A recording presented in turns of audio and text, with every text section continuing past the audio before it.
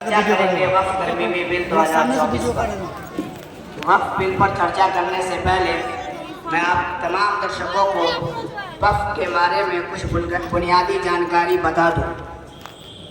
اسلام میں خدا تعالیٰ کی عبادت و بندگی کو جس طرح خصوصی اہمیت حاصل ہے، اسی طرح انسان کی مدد کی بھی بڑی اہمیت ہے۔ اس لیے نماز روزہ کے ساتھ ساتھ زکوٰۃ صدقہ فطر کے احکام بھی دیے گئے۔ صدقہ نفاق کی ایک صورت تو یہ ہے کہ وقتی طور پر کسی ضرورت مند کی ضرورت کو پوری کر دی جائے، جیسے کسی بھوکے کو کھانا کھلا دیا، کسی کو کپڑے کی ضرورت ہے اس کا کپڑا بنوا دیا، یا کسی مریض کا علاج کروا دیا۔ اور دوسری صورت یہ ہے کہ کوئی ایسا کار خیر کیا جائے جس کا نفع بہت سے لوگوں کو پہنچے اور بہت دنوں تک پہنچتا رہے۔ اگرچہ ان دونوں ہی صورتوں میں اجر و ثواب کی ہے، لیکن دوسری صورت میں اجر زیادہ ہے، اس لیے کہ جس چیز کا نفع جتنے لوگوں کو پہنچے گا، جتنے دنوں تک پہنچتا رہے گا، اسی قدر اس کا اجر و ثواب بھی ہوگا۔ چنانچہ رسول اللہ صلی اللہ علیہ وسلم نے ارشاد فرمایا، جب انسان کا انتقال ہو جاتا ہے تو اس سے عمل کا رشتہ ٹوٹ جاتا ہے، سوائے 3 صورتوں کے۔ نمبر 1 صدقہ جاریہ، نمبر 2 ایسا علم جس کے بعد کے لوگ نفع حاصل کر سکے، نمبر 3 صالح اولاد جو ان کے لیے دعا کا اہتمام کرتی ہو۔ ان تینوں صورتوں میں سے ایک صورت وقف کی کہلاتی ہے۔ ان تینوں صورتوں میں سے ایک صورت صدقہ جاریہ کی کہلاتی ہے۔ صدقہ جاریہ سے مراد یہ ہے کہ ایسا کام انسان کر کر مر جائے جس کا نفع اس کے مرنے کے بعد بھی جاری رہے، جیسے کنواں کھدوا دیے، بور ویل کروا دیے، مسجد یا تعلیمی ادارے کی تعمیر میں حصہ لیے، مسافر اور یتیموں کے لیے کوئی کار خیر کر دے۔ اسی طرح صدقہ جاریہ کی ایک صورت وقف کہلاتی ہے۔ میں آپ کو بتا دوں کہ وقف کے اصل معنی روکنے کے ہیں۔ وقف میں کسی بھی چیز کی ملکیت کو روک کر اس کے نفع کو غرباء و مساکین اور وقف کرنے والے کے منشا کے مطابق خرچ کیا جاتا ہے۔ وقف کا ایک نگراں ہوتا ہے جو وقف کرنے والا خود متعین کرتا ہے یا قاضی متعین کرتے ہیں، جو صرف ایک نگراں کی ہوتی ہے۔ وہ وقف کا ذمہ دار اور وقف کا مالک نہیں ہوتا۔ اس کا کام صرف وقف کو اپنی نگرانی میں رکھ کر اس کے نفع کو غرباء و مساکین اور دیگر مستحقین پر خرچ کرنا ہوتا ہے۔ برادران ملت، اسی طرح ہندوستان میں مسلمان 1000 سال تک اقتدار میں رہے۔ اس دوران ہمارے آباء و اجداد نے بے شمار زمین اور جائیداد وقف کی، جن کی حفاظت کے لیے سب سے پہلی بار 1954 میں وقف قانون بنا۔ یہ قانون ناکافی تھا، پھر اس کے بعد اس کی جگہ ایک نیا قانون بنا۔ 1984 میں ایک نیا قانون بنا۔ یہ بھی قانون وقف کے تمام مطالبات پورا کرنے میں قاصر رہا۔ پھر اس کی جگہ ایک نیا قانون 2013 میں بنا۔ حضرت مولانا ولی رحمانی صاحب رحمۃ اللہ علیہ کی قیادت سے اور کوشش کی وجہ سے مسلم پرسنل لا بورڈ کی کوشش کی وجہ سے 2013 میں ایک اور قانون بنا، جس سے وقف ایکٹ مضبوط ہوا اور وقف کی جائیداد کو تحفظ نصیب ہوا، اور وقف کی جائیداد کو تحفظ نصیب ہوا۔ اب موجودہ حکومت وقف ایکٹ میں تبدیلی کرنا چاہ رہی ہے۔ حکومت کیا تبدیلی کرنا چاہ رہی ہے، ان کے عزائم کیا ہے، ان تبدیلی کے کیا کیا نقصانات ہو سکتے ہیں، اسی پر چرچا کرنے کے لیے آج ہمارے ساتھ بطور مہمان خصوصی جمعیت علماء ہند کے صدر جناب مولوی عنایت اللہ صاحب تشریف فرما ہیں، اور اسی کے ساتھ ساتھ مسلم پرسنل لا بورڈ کے نائب صدر حافظ فرحان اختر صاحب ہمارے ساتھ موجود ہیں۔ اسی طرح امارت شریعہ کے ناظم اعلیٰ حافظ ریان صاحب موجود ہیں۔ تو وہیں یووا نیتا بل کی حمایت کرنے کے لیے موجود ہے اظہر جمال صاحب، اشد اختر صاحب، عمار محمود صاحب۔ اب تمام مہمان خصوصی کا بہت بہت شکریہ ادا کرتا ہوں اور تمام ناظرین کا۔ چلیے پروگرام کو آگے بڑھاتے ہیں، اور سب سے پہلے میں آپ سے شروعات کرنا چاہتا ہوں اظہر جمال صاحب۔ وقف ترمیمی بل 2024 جو حکومت نے پیش کیا ہے اس بارے میں آپ کی کیا رائے ہے؟ جی میری رائے میں تو حکومت بالکل صحیح کر رہی ہے. میں حکومت کے اس اقدام کا خیر مقدم کرتا ہوں. اس بل کے آنے سے وقف بورڈ کو بہت فائدہ ہوگا, مسلمانوں کو بہت فائدہ ہوگا, کیونکہ آپ کو معلوم ہے کہ وقف بورڈ کی طرح وقف کی جائیداد کا کس طرح غلط استعمال ہو رہا ہے. متولی حضرات اس سے اپنی جیب تو بھر رہے ہیں لیکن غرباء و مساکین کو کچھ نہیں مل رہا. بہت سی جائیداد انہوں نے بیچ دی, بہت پر ناجائز قبضہ جمائے بیٹھے ہیں اور کئی ساری جائیداد کو کرایہ پر لگا کر خود کما رہے ہیں. متولیوں کی یہ دھاندلی بند ہونی ہی چاہیے. جی یہ کہہ رہے ہیں کہ وقف بل آ جانے سے متولیوں کی دھاندلی بند ہوگی اور وقف کی جائیداد پر ناجائز قبضے کا سلسلہ بند ہوگا. اس بارے میں آپ کیا کہنا چاہیں گے مولوی عنایت اللہ صاحب؟ ان کا جواب دیں. دیکھیے اس بات سے بھی بالکل انکار نہیں کہ وقف کے کچھ جائیداد پر متولیوں نے منمانی اور بیجا تصرف کیا ہے اور اس کا ناجائز استعمال کیا ہے, لیکن ان سے زیادہ ناجائز قبضے تو ان حکومتی اداروں نے کر رکھے ہیں. خیر اس کا یہ حل نہیں کہ وقف بورڈ سے اس کے اختیارات چھین لیے جائے اور سرکاری افسروں کو اس پر مسلط کر کے ان کے رحم و کرم پر چھوڑ دیا جائے, بلکہ حکومت وقف بورڈ کو یہ حکم دے کہ وہ متولیوں کے منمانی کی روک تھام کرے. اس کے لیے حکومت وقف بورڈ پر ہر ممکن تعاون کرے. دیکھیے مولوی صاحب, بات صرف متولیوں کی دھاندلی کی نہیں ہے, وقف بورڈ کی منمانی بہت بڑھ چکی ہے. حکومت نے ان کو کسی بھی جائیداد پر دعویٰ کرنے کی کھلی چھوٹ دے رکھی ہے. یہ کسی بھی زمین کو وقف کی بتا کر اس پر قبضہ کر لیتے ہیں. آپ دیکھیے آج پورے ہندوستان میں تیسرے نمبر پر سب سے زیادہ زمین ان کے پاس ہے, جس کا کل رقبہ 6 لاکھ ایکڑ ہے. جی ناظرین, وقف بورڈ پہ یہ بہت بڑا الزام ہے کہ وہ کسی بھی جائیداد کو دعویٰ کر اپنے قبضے میں کر لیتا ہے. اسی طرح دعویٰ کر کے 6 لاکھ ایکڑ زمین کا مالک بن بیٹھا ہے.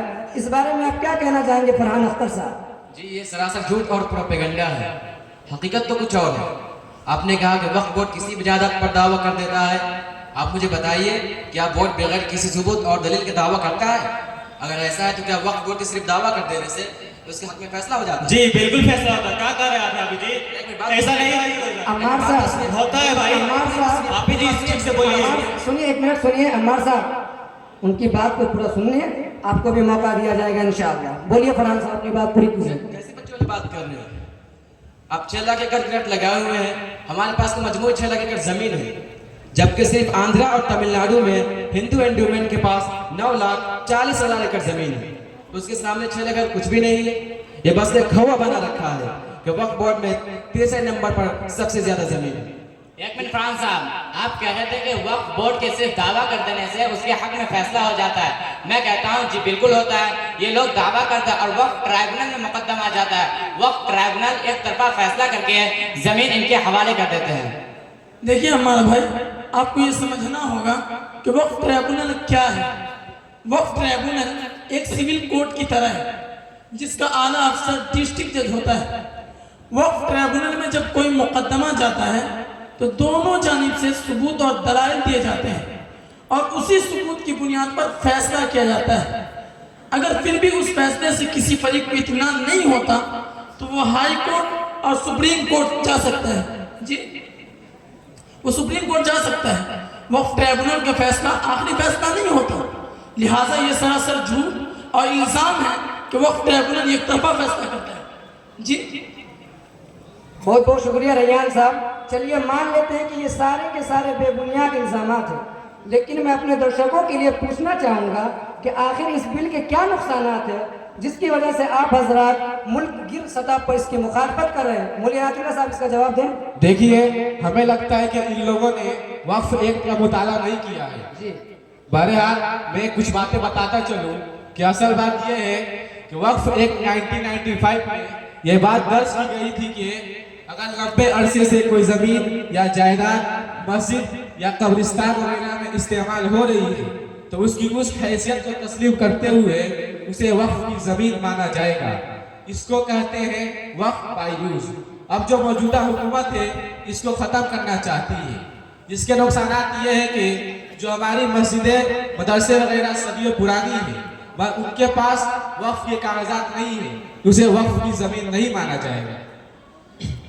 मिसाल के तौर पर आप दिल्ली के जामे मस्जिद को लीजिए कि वो सबको पता है कि वो वक्फ की जमीन है, तो भी जानते हैं कि वो 400 साल पुरानी है, लेकिन अब जो मौजूदा हुकूमत है वो आकर कहे कि अगर वक्फ की जमीन है तो इसके कागजात लाओ, तो हम लोग कागजात कहाँ से लाएंगे? हालांकि पुराने जमाने में तो लोग जुबानी भी वक्फ कर दिया करते थे। यह हाल सिर्फ हमारे मस्जिदों और मदरसों का नहीं है, बल्कि दूसरे मज़ाहिब के मजहबी मकामात के ऊपर कागजात नहीं है। उसके लिए आप लोग वक्फ बायजूज़ को तस्लीम कर रहे हैं, यानी जो मंदिर या शमशान घाट बहुत तवील अरसे से है तो उसे आप लोग बाकी रख रहे हैं। यही तो दौरा रवैया है जिसके हम मुखालिफत करने बैठे हैं। तुम करो तो सही, हम करें तो गलत बात है। जी जी, आपकी बात बिल्कुल दुरुस्त है। मामला बहुत संगीन है। फरहान साहब, इसके आगे आप जवाब दीजिए। यही नहीं बल्कि इसके और भी नुकसान हैं।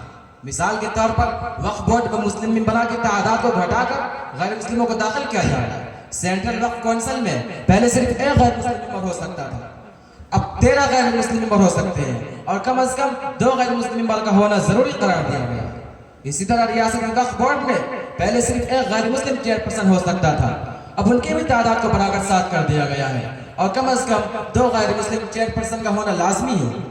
इसी तरह पहले वक्फ एक्ट में यह शर्त थी कि वक्फ बोर्ड का चेयरमैन सिर्फ मुसलमान ही हो सकता है, अब इस शर्त को भी सरकार ने खत्म कर दिया है। अब हुकूमत कोई गैर मुस्लिम चेयरमैन बना सकती है। ऐसा करके हुकूमत वक्फ बोर्ड को गैर मुस्लिम इंतजामिया के हाथों में देना चाहती है, जो लोग न तो वक्फ के शरई अहकाम को जानते हैं, नहीं उनको वक्फ की जायदाद से कोई हमदर्दी है। जैसा हुकूमत चाहेगी ये अफसरान वैसा ही करेंगे। हालांकि उत्तर प्रदेश, तमिलनाडु, केरला वगैरह में यह कानून है कि वक्फ बोर्ड का कि मुस्लिमों की जायदादों का इंतजाम सिर्फ मुस्लिम ही कर सकते हैं और गुरुद्वारे का इंतजाम सिख हजरात ही करते हैं। क्या आपने कभी देखा है किसी हिंदू अखाड़े या गुरुद्वारे की कमेटी का मेंबर मुसलमान हो? जब नहीं है तो मुसलमानों को जायदादों का इंतजाम गैर मुस्लिमों के हाथों में क्यों दिया जा रहा है? फरहान साहब का बहुत बहुत शुक्रिया। आपने जो नुकसानात गिनाए वो वाकई संगीन है और किसी भी फरीक के लिए, खा वो मुसलमान हो या गैर मुस्लिम, ये बात काबिल कबूल नहीं कि उनकी निजी जायदाद में सरकारी अफसरान का मुदाखलत हो। इस बिल की तरमीम में एक शिक और है जो कलेक्टर को इख्तियार देना है। मैं अपने दर्शकों के लिए पूछना चाहूँगा कि हाफिज अय्यान साहब जवाब दे कि इस बिल के आखिर क्या नुकसानात है और इस बिल के आखिर क्या नुकसानात है, हमारे दर्शकों को बताएं। जी, इस तरमीम बिल में कलेक्टर को जिम्मेदाराना हैसियत दे दी गई है और उसे मुकम्मल इख्तियारात दिए गए हैं कि वो फैसला करे कि कौन सी जायदाद सरकारी है और कौन सी गैर सरकारी है। इसी तरह कलेक्टर को ये भी इख्तियार दिया गया है कि अगर वो मुनासिब समझे तो वक्फ की ज़मीन को सरकारी ज़मीन करार दे दे।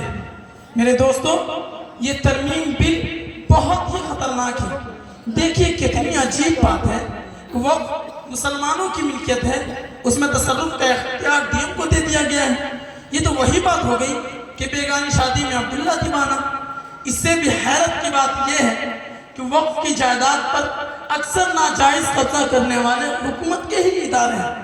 ऐसी सूरत में क्या कलेक्टर से जो खुद हुकूमत का मुलाजिम है उम्मीद कर सकते हैं कि वो हुकूमत से उन कब्जों को छुड़ाकर वक्फ बोर्ड के हवाले करेगा, जबकि उसे इस बात का इख्तियार है कि अगर वो मुनासिब समझे तो वक्फ की जमीन को सरकारी जमीन घोषित कर दे। इससे हुकूमत का मंशा साफ जाहिर होता है कि हुकूमत इस तरमीम बिल के जरिए मुसलमानों की वक्फी जायदाद को अपने कब्जे में लेना चाहती है, जो कि हम हरगिज़ नहीं होने देंगे। जी, आपकी बात बिल्कुल दुरुस्त है। सूत्रों से खबर मिली है कि इस बिल में खतरनाक शिक और है, वो ये है कि वक्फ वही मुसलमान कर सकता है जो कम अज कम 5 सालाना पुराना मुसलमान हो। नौ मुस्लिम को वक्फ करने की इजाज़त नहीं होगी। अगर वो वक्फ करना चाहे तो उसे 5 साल इंतज़ार करना होगा, जबकि शरीयत में ऐसा कोई भी कानून नहीं है। जैसे वक्फ 50 सालाना पुराना मुसलमान कर सकता है, उसी तरह वो शख्स भी वक्फ कर सकता है जो अभी अभी इस्लाम कबूल किया है। ये शिक सरासर शरीयत के खिलाफ है और शरीयत पर अमल करने से रोकने वाली है। इससे पता चलता है कि ये बिल किसी भी तरह से पास होने के लायक नहीं है, इसे फौरी तौर पर वापस ले लेना चाहिए।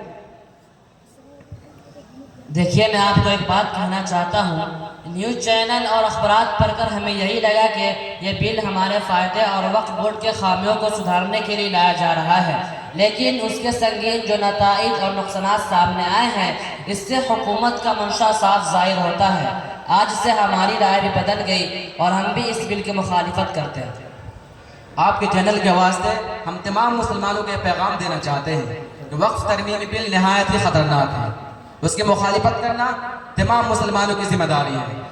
जैसा कि आप लोगों ने ईमेल भेजकर अपनी मुखालिफत से JPC को आगाह किया, आइंदा अगर ज़रूरत पड़ी तो हम मुस्लिम पर्सन अल्लाह और जमीयत उलमा हिंद और इमारत शरिया की आवाज़ पर लब्बैक कहेंगे और मुखालिफत की जो भी सूरत हमारे उलमा बताएंगे हम उस सूरत को जी जान से इख्तियार करेंगे और हर हाल में इस बिल को वापस करा कर रहेंगे इंशाअल्लाह। हाज़रीन, आप भी जवाब दें, बोलिए करेंगे मुखालिफत? इस बिल के मुखालिफत में आप हज़रात मुस्लिम पर्सन का साथ देंगे? है इंशाअल्लाह। इंशाअल्लाह। इसी के साथ आज का डिबेट ख़त्म होता है। फिर मिलेंगे एक नए शाम नए मौजू के साथ। फिलहाल के लिए इजाज़त देती है और बने रहिए हमारे साथ और देखते रहिए सिवान न्यूज़। शब खैर। अस्सलामु अलैकुम वरहमतुल्लाह। वालेकुम अस्सलाम।